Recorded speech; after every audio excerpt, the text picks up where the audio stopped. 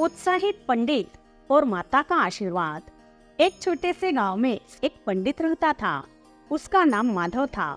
वह बहुत धार्मिक था, लेकिन उसको सबसे ज्यादा माता रानी का आशीर्वाद प्राप्त करना बहुत पसंद था।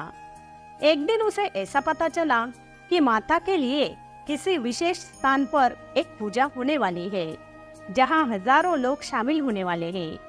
वह पंडित उत्साहित हुआ और उसने ऐसा निश्चय किया कि मैं भी उस पूजा का एक भाग बनूंगा और माता रानी का आशीर्वाद प्राप्त करूंगा। माधव ने तैयारी प्रारंभ की। उसने अपने परिवार के साथ मिलकर सभी तैयारी पूरी की। उसने उस स्थान पर जाने के मार्ग की जानकारी ली।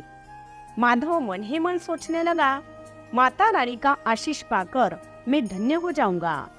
उसने पहाड़ पर चढ़ाई शुरू की और रास्ता खोजने लगा, लेकिन थोड़ी ही दूरी पर उसके सामने एक बहुत बड़ा संकट आ गया, एक घना जंगल।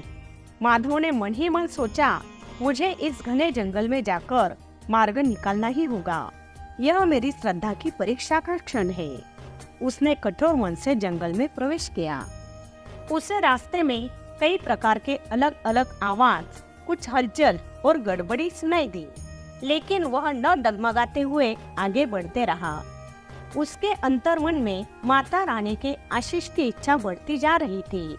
जंगल में कुछ समय बाद अचानक से एक साधु महाराज उसे मिल गए। साधु ने माधव से पूछा, कहाँ जा रहे हो? माधव ने बताया, माता रानी का आशीर्वाद प्राप्त करने हेतु मैं उस मंदिर में जाकर पूजन करने वाला हूँ। साधु महाराज हंसने लगे और बोले, अगर तूने मंदिर में जाकर मंदिर से बाहर से भी माता रानी का पूजन किया, फिर भी माता रानी का आशीर्वाद तुम्हें प्राप्त होगा। लेकिन तेरी श्रद्धा की परीक्षा लेनी है। तुम इस जंगल से बाहर जाने से पहले मेरे 3 सवालों के जवाब दो। माधव ने तैयारी जताई। साधु महाराज जी ने पहला सवाल पूछा, सबसे बड़ी चीज क्या है? माधव ने कुछ सोचा और जवाब दिया, सबसे बड़ी है श्रद्धा। साधु महाराज से और दूसरा सवाल पूछा, सबसे मूल्यवान चीज कौन सी है?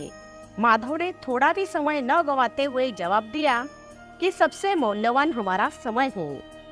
साधु महाराज अब थोड़े गंभीर हो गए और तीसरा सवाल पूछा, आखिरी सवाल, सबसे बड़ा दुश्मन कौन है? माधव क्षण मात्र रुका और जवाब दिया, हमारा मन। साधु महाराज प्रसन्न होकर बोले, तुमने सभी सवालों के बिल्कुल सही जवाब दिए हैं। तुमने माता रानी का आशीर्वाद प्राप्त किया है। साधु महाराज वही लुप्त हो गए और माधव जैसे कोई जादू से मंदिर में जा पहुंचा। माता रानी की पूजा होने के बाद माता रानी ने माधव को आशीर्वाद दिया और मन की शांति का भी ज्ञान दिया।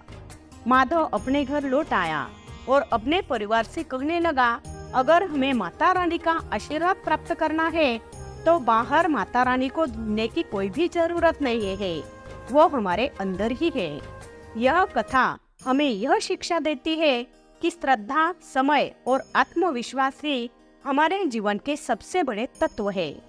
हमारे जीवन के सच्चे दुश्मन हमारी सोच और हमारा मन है।